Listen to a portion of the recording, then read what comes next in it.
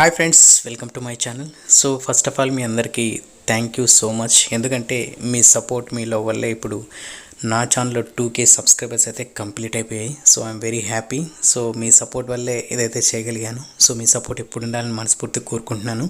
So ఇంకా మీరు మంచిగా లైక్ చేసి షేర్ చేస్తారని మనస్ఫూర్తిగా కోరుకుంటున్నాను.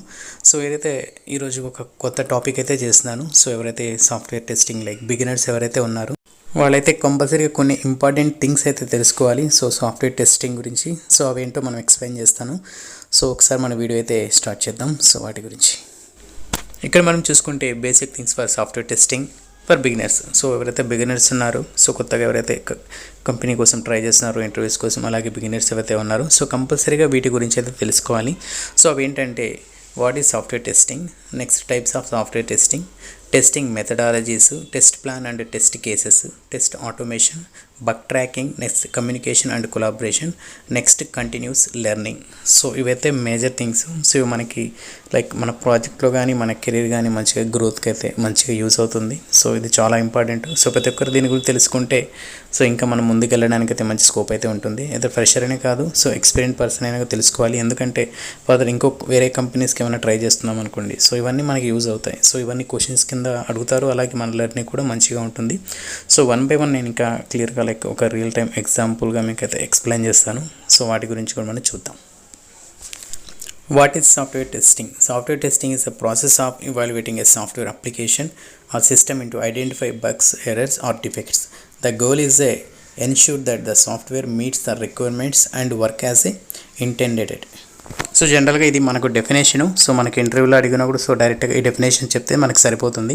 సో ఇంకా మనం క్లియర్గా దీని గురించి తెలుసుకుందాం. సో జనరల్గా సాఫ్ట్వేర్ టెస్టింగ్ అంటే ఏంటంటే ఒక అప్లికేషన్ ప్రాపర్గా ఎండ్ టు ఎండ్ సో ఎలాంటి ఫంక్షనాలిటీ బ్రేక్ అవ్వకుండా సో మోర్ బగ్స్ని ఫైండ్ చేసి so based on the requirement ఇది వర్క్ అయ్యేటట్టు చేసే ప్రాసెస్ని మనకు సాఫ్ట్వేర్ టెస్టింగ్ అంటారు. సో ఇందులో మనకి సాఫ్ట్వేర్ టెస్టింగ్లో సాఫ్ట్వేర్ టీమ్ అనేది ఇన్వాల్వ్మెంట్ అవుతుంది. So either manual testing are functional testing, అలాగే మనకు ఆటోమేషన్ టెస్టింగ్ ఇంజనీర్స్. సో వీళ్ళైతే ఒక అప్లికేషన్ కానీ ఒక సాఫ్ట్వేర్ని కానీ end to end functionality break అవ్వకుండా సో బగ్స్ని ఫైండ్ చేసి దాన్ని ఫిక్స్ చేపించి మళ్ళీ రీటెస్టింగ్ చేసి కస్టమర్ రిక్వైర్మెంట్ ఏదైతే ఉందో దానికి రీచ్ అయ్యేటట్టు సో తను ఎలాంటి బ్రేక్స్ లేకుండా సో మంచిగా వర్క్ అయ్యేటట్టు చేసే ప్రాసెస్ని మనం సాఫ్ట్వేర్ టెస్టింగ్ అంటారు. సో దీంట్లో మనకి డిఫరెంట్ టైప్స్ అయితే ఉన్నాయి, లెవెల్స్ ఉన్నాయి. సో ఇంకా మనం డెప్త్గా తెలుసుకోవచ్చు. సో కాకపోతే ప్రస్తుతానికి మనకు వచ్చిన క్వశ్చన్ని ఒక డెఫినేషన్ని సో మనమైతే ఇక్కడ ఎక్స్ప్లెయిన్ చేస్తున్నాం. సో నెక్స్ట్ పాయింట్ చూద్దాం. నెక్స్ట్ వన్ వచ్చేసి types of software testing. So there are several types of software testing include functional testing, regression testing, performance testing, security testing, usability testing and more.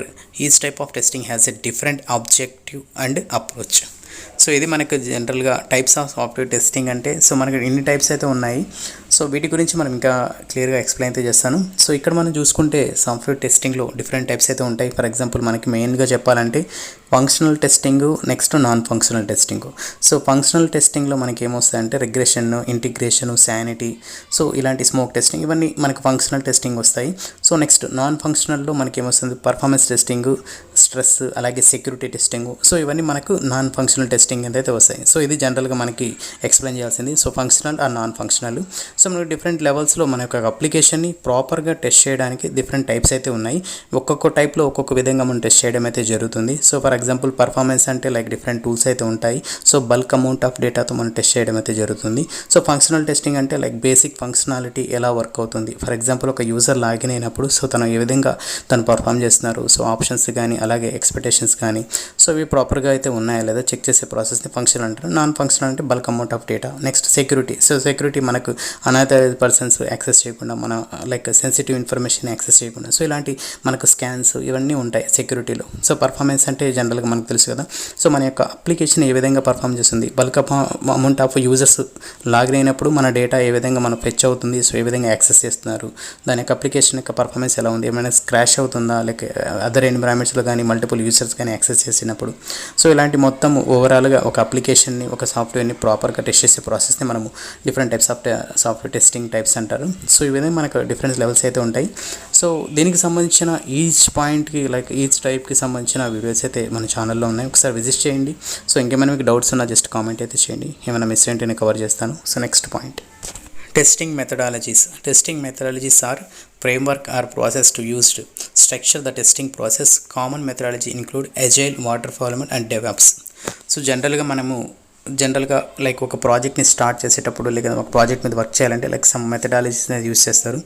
So ఇక్కడ మనం చూసుకుంటే agile, అలాగే waterfall mode, వి model అంటే DevOps. So current వచ్చి DevOps అయితే ఉన్నాయి. So ఒక్కొక్క process అయితే ఉంటుంది, ఎందుకంటే లైక్ ఒక అప్లికేషన్ని సో ఒక లెవెల్స్ అయితే మెయింటైన్ చేస్తారు. సో లైక్ అజైల్ అంటే ఫర్ ఎగ్జాంపుల్ ప్యారలల్గా డెవలపర్స్ కానీ అలాగే టెస్టింగ్ టీమ్ కానీ ఇన్వాల్వ్మెంట్ అయ్యి వర్క్ చేయడం అయితే జరుగుతుంది.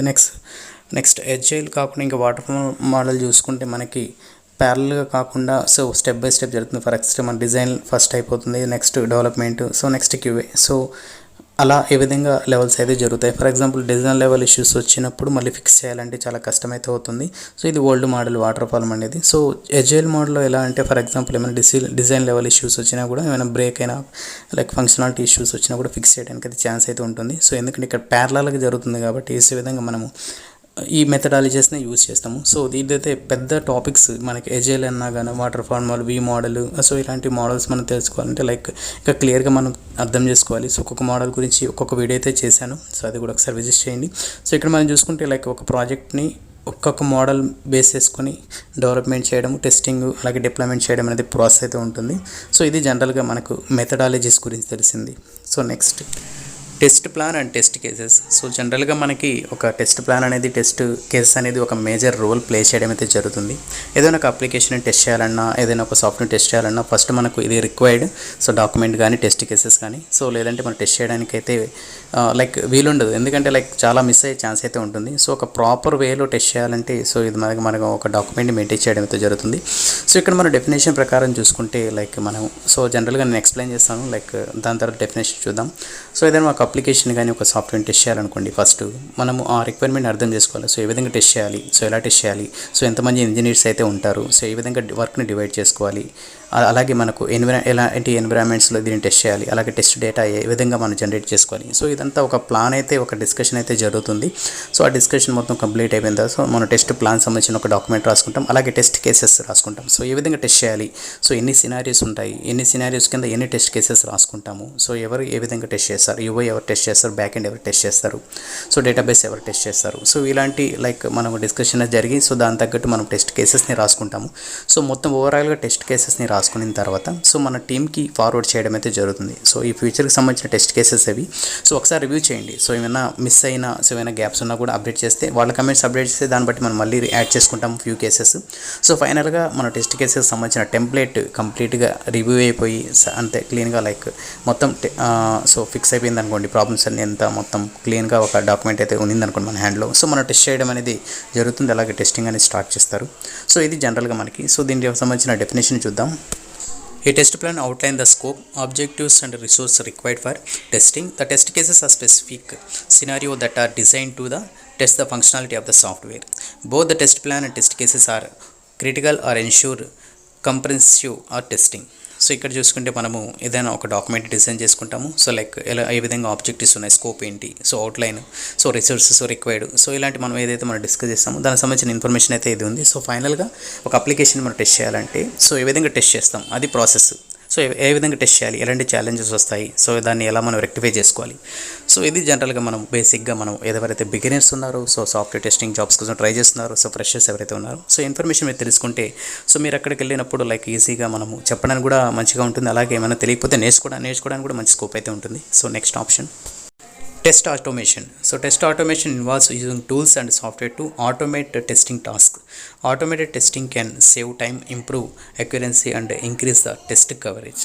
సో మనకి జనరల్గా మనకి సాఫ్ట్వేర్ టెస్టింగ్లో ఆటోమేషన్ టెస్టింగ్ ఉంటుంది, అలాగే మాన్యువల్ టెస్టింగ్ ఉంటుంది. సో మాన్యువల్ టెస్టర్స్ ఏం చేస్తారు, మాన్యువల్గా కేసెస్ని రాసుకొని ఆ కేసెస్ని మాన్యువల్గా ఎంటర్ చేస్తూ అంటే లైక్ ఎగ్జిక్యూట్ చేస్తూ వస్తారు, ఏమైనా ఇష్యూస్ వస్తే ఫైల్ చేస్తారు. సో ఇది జనరల్గా మాన్యువల్ టెస్టింగ్ చేస్తారు. సో లైక్ ఆటోమేషన్ టెస్టర్ ఏం చేస్తారంటే లైక్ ఏవైతే మాన్యువల్ కేసెస్ ఎగ్జిక్యూట్ అయ్యాయో సో ఆ కేసెస్ తీసుకొని వాటిని ఆటోమేట్ చేయడం అయితే జరుగుతుంది. సెలీనియం, అలాగే పైథాన్ సెలీనియం, అలాగే జావా సెలీనియం యూస్ చేసి, టూల్స్ యూస్ చేసి మనం ఆటోమేట్ చేయడం అయితే జరుగుతుంది. సో ఈ విధంగా ఆటోమేట్ చేయడం వల్ల లైక్ నెక్స్ట్ టైం మనం రన్ చేయాలనుకోండి, సో డైరెక్ట్గా కేసెస్ని రన్ చేస్తే సరిపోతుంది. సో పర్టికులర్గా ఒక పర్సన్ అయితే డెడికేట్గా కూర్చొని సో ఎగ్జిక్యూట్ చేయాల్సి అయితే అవసరం అయితే లేదు. సో జస్ట్ స్క్రిప్ట్ రన్ చేసేస్తే ఆటోమేటిక్గా ఏవైతే కేసెస్ అయితే ఉన్నాయో టెస్ట్ కేసెస్ 1 by 1 ఎగ్జిక్యూట్ చేసుకుంటూ ఫైనల్గా మనకు ఒక రిపోర్ట్ అయితే జనరేట్ చేయడం అయితే జరుగుతుంది. సో ఆ రిపోర్ట్లో మనకు ఎన్ని కేసెస్ పాస్ అయ్యాయి అలాగే ఎన్ని ఫెయిల్ అయ్యాయి అనే ఇన్ఫర్మేషన్ అయితే ఉంటుంది. సో ఈ విధంగా మనం ఆటోమేటెడ్ టూల్స్ యూస్ చేయడం వల్ల మనకు టైం సేవ్ అవుతుంది, అలాగే రిసోర్స్ కూడా సేవ్ అవుతారు. సో జస్ట్ ఒక్క పర్సన్ జస్ట్ మానిటర్ చేస్తే సరిపోతుంది. సో ఈ విధంగా ఆటోమేషన్ టూల్స్ అనేది చాలా హెల్ప్ అవుతాయి. సో ఎవరైతే మాన్యువల్ టెస్టింగ్ నేర్చుకుంటారో సో ఆటోమేషన్ కూడా ఫోకస్ చేయండి. లైక్ జావా, సెలీనియం, పైథాన్ నేర్చుకుంటే మీకు మీ ప్రొఫైల్కి మంచి వెయిట్ అయితే ఉంటుంది. సో మంచి ఆపర్చునిటీస్ కూడా వస్తాయి. సో మన ప్రాజెక్ట్లో కూడా మన ఇన్వాల్వ్మెంట్ అయితే ఉంటుంది.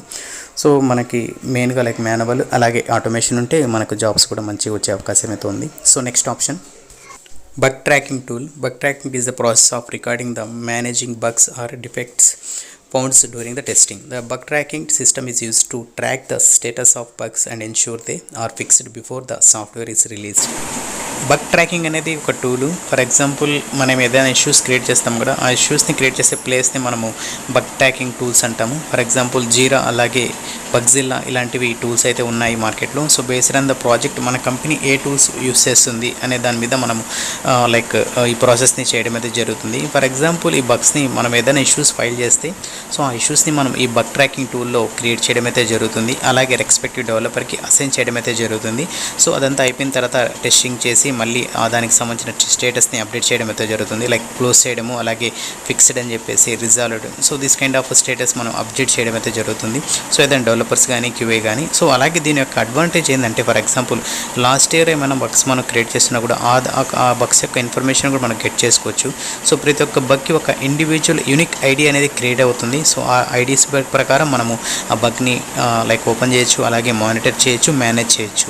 సో ఇది జనరల్గా మనకి. So as a test engineer like ప్రతి ఒక్కరు దీని గురించి తెలుసుకోవాలి. లైక్ బగ్ని ఏ విధంగా క్రియేట్ చేస్తారనే ప్రాసెస్ అయితే మనము జీరాలో కానీ అలాగే బగ్జిల్లాలో ఈ టూల్స్లో మనం క్రియేషన్ ప్రాసెస్ అయితే మనం అయితే వీడియోస్ చేసాము. ఒకసారి వాటిని కూడా విజిట్ చేయండి.